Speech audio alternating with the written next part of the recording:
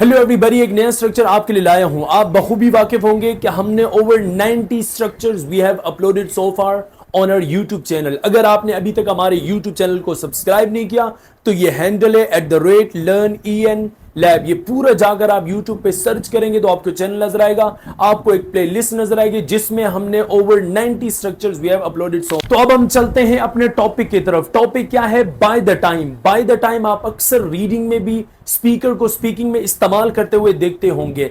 तो इसके लिए जो सबसे पहली और अहम बात जो आपने याद रखनी है कि ये जब भी इस्तेमाल होगा तो दो सेंटेंस होंगे।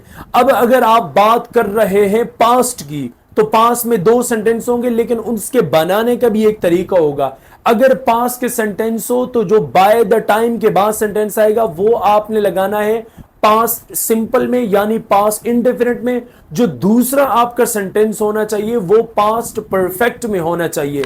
ये लाजमी है इस तरह बनाए, जो बाय द टाइम के बाद सेंटेंस होगा वो पास्ट में होगा, जो दूसरा सेंटेंस होगा वो आपका पास्ट परफेक्ट में होगा। इसी तरीके से अगर आपकी बात फ्यूचर की हो तो फिर आपने क्या करना है, जो बाय द टाइम के बाद वाला सेंटेंस है आपने उसको प्रेजेंट इंडेफिनिट में बनाना है। विल नहीं लगाना, इसके बाद विल लगता ही नहीं है। जब आप विल निकालेंगे तो टॉपिक आपका ऑटोमेटिकली प्रेजेंट इंडेफिनिट बन जाता है। जैसे कि आई विल गो, मैं जाऊंगा, विल निकालो आई गो, मैं जाऊंगा मैं जाता हूं, दोनों मतलब ले तो ये आपका ऑटोमेटिकली ये प्रेजेंट इंडेफिनिट बन जाता है। तो जब आप बात फ्यूचर की करेंगे तो बाय द टाइम के बाद वाला जो क्लोज होगा वो प्रेजेंट इंडेफिनिट में होगा।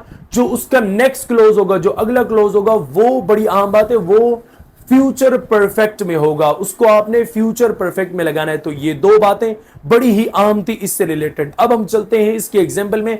आपको एग्जाम्पल से क्लैरिटी हो जाएगी, सारी बात आपको समझ आ जाएगी। तो पहले आप देखें, by the time we reach there he had slept.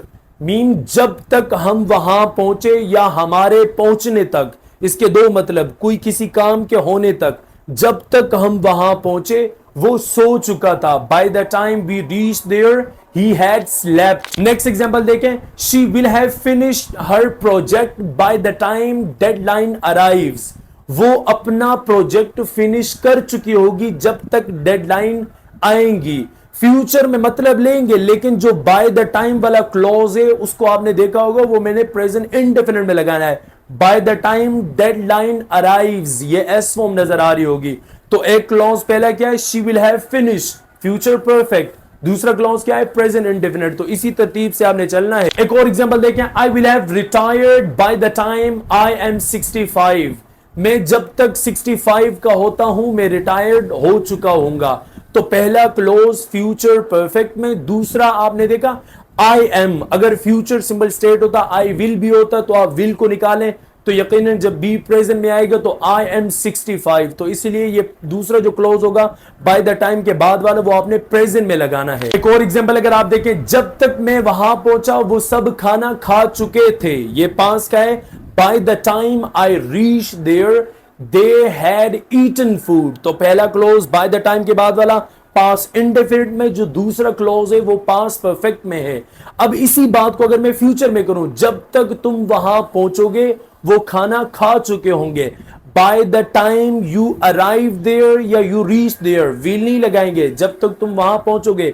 Even के उर्दू हिंदी में मतलब फ्यूचर का ही होगा, लेकिन बाय द टाइम के बाद वाला क्लॉज प्रेजेंट इंडेफिनिट में रखना है। जो उसके बाद वाला क्लॉज है वो फ्यूचर परफेक्ट में। By the time you reach there they will have eaten food, वो खाना खा चुके होंगे। फॉर एग्जाम्पल देखें, जब तक तुम वहां पहुंचोगे वो मर चुका होगा। By the time you reach there he will have died. तो बाय द टाइम वाला क्लॉज प्रेजेंट इंडेफिनिट में, बाद वाला फ्यूचर परफेक्ट में। इसी को आप पास में भी बात कह सकते हैं, यार जब तक मैं वहां पहुंचा वो मर चुकी थी। By the time I reach there she had died. तो एक पास परफेक्ट में, एक होगा आपका पास इंडेफिनिट में अगर आप बात कर रहे हैं पास की। एक और एग्जांपल देखें, the game had been over by the time we got there. हमारे पहुंचने तक या जब तक हम पहुंचे गेम खत्म हो चुकी थी। एक और एग्जांपल देखें, by the time we reach there party had started.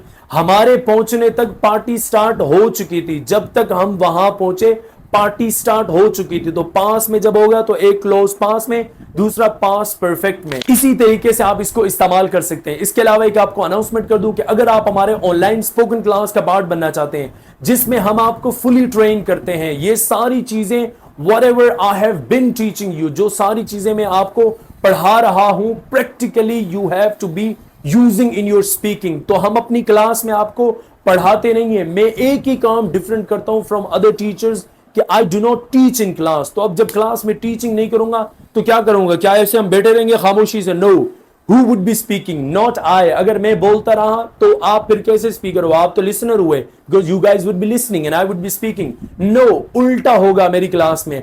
I would be speaker there, you guys would be speaking there. अगर ऐसा ना हो तो आप पहले दिन क्लास से निकल जाइएगा।